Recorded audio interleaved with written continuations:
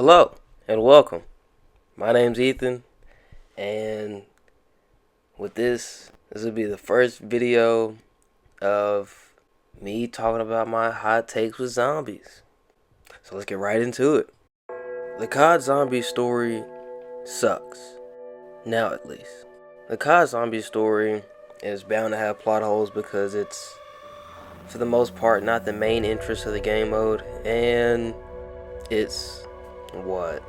I mean, if you look at the development cycle of the game, all the limitations that happened in the past with the game, all the things that are retconned and added in over the time, it's bound to be some plot holes. But do you remember whenever they at least tried? Let's look at Black Ops 3. Black Ops 3, they created an entire language for zombies. They created an entire language for this one game.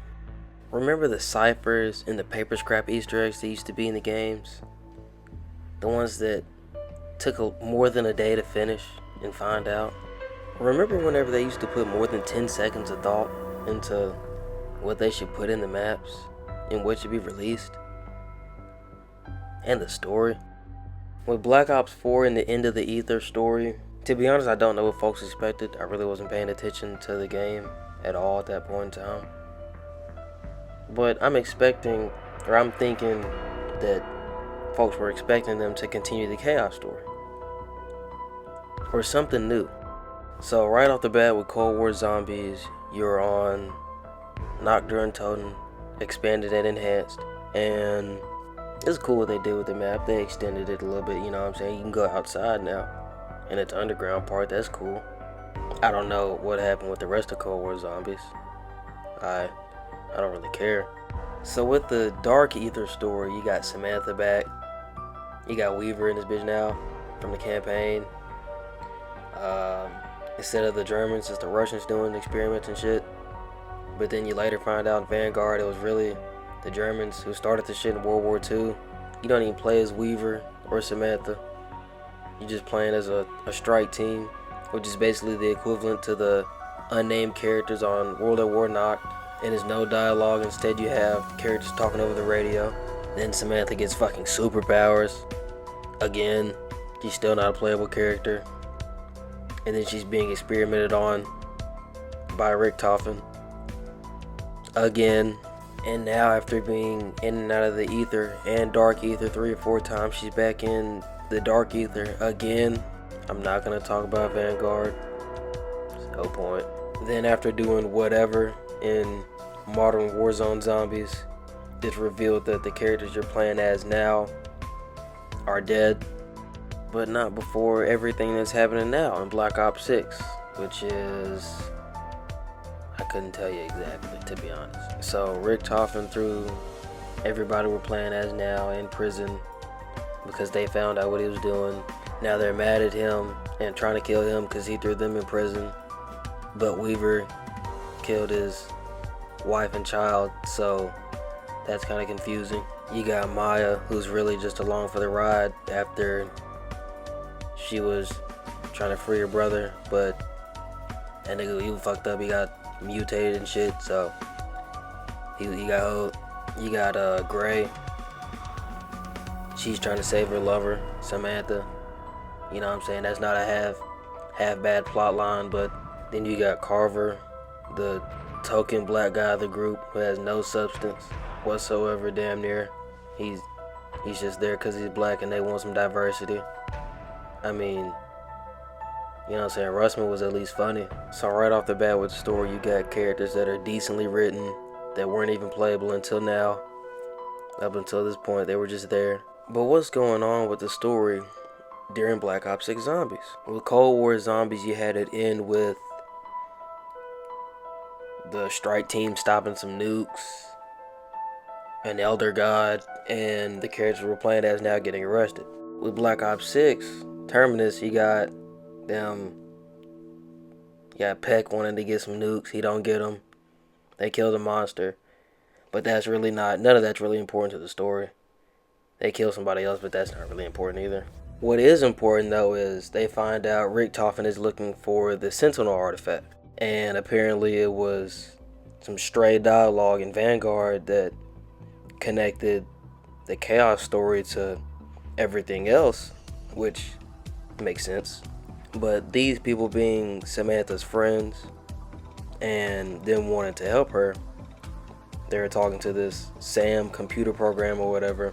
They learn about the Sentinel artifact and how Richtofen wants it. And Sam is telling them to get it before Richtofen.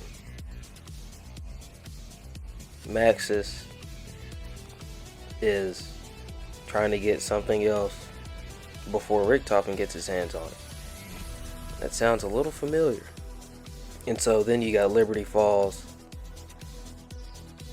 which was something happened. Don't really know. Probably not that important anyway. And then in Citadel de Mort, you get, you know what I'm saying, you find, what was his name? Kraft, and the French have been trying to get information out of him under Richtofen's orders on the Sentinel artifact and where it's at. And so the characters we're playing as now free him. They tell him where the Sentinel artifact's at, but he dies. But not before telling them that the Sentinel artifact, the thing that they're looking for, is at an excavation site in France. And so after our characters arrive at this excavation site in France, the tomb, they find not only the Sentinel artifact, but the ice staff. Somehow, they're there. And now after all this, they're going back to Liberty Falls, the place where Weaver burned Richtofen's wife and child alive, to kill Richtofen. Now, I'm about to try and guess how all this ends, with Samantha Richtofen taking control, and then they bring back the old characters, Richtofen, Dempsey, Nikolai, Takio, maybe Misty, motherfucking Marlton, Russman, and Stuhlinger, maybe some other characters. And then after that, that's whenever Mr. Peaks makes his move, controlling Richtofen or Samantha, or influencing them, or him revealing that he's been Sam, and now he's gonna be the main character that we have to take out, similar to how we had to take out the Shadow Man or Dr. Matu. Now, if it hasn't been obvious to you yet, I obviously don't like what the Call of Duty Zombie story is now. Granted, I do think some of it is cool. I do think some of the concepts are cool. It's more like a kind of grounded, realistic take on the old story. You have like localized outbreak areas, so it doesn't, you know what I'm saying, you don't really have the whole world that's under an apocalypse. It's just like certain areas, and then they prevent those certain areas. It's some of that's cool, but then again, cool things can be bad. Let's look at Dragon Ball GT.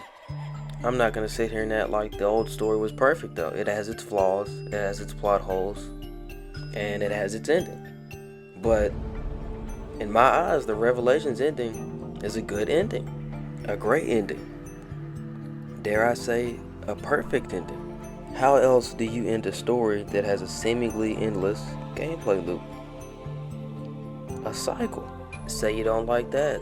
BO4's ending is, granted, I don't think it's as good as Revelations ending, but it's not bad. It's okay. And that's really all Zombies has been since Black Ops 4, just okay. I can't even say it's good now, but it's just, it's okay. Let me know what you think in the comments below. What's the name? Tweet at me on Twitter. Find me on the COD Zombies Reddit. I stay in the Reddit. Next, I'm either be doing my personal rankings of the maps, my favorite maps to my least favorite, or my takes on the gameplay, what the game is like now and how it plays. But yeah, that's it.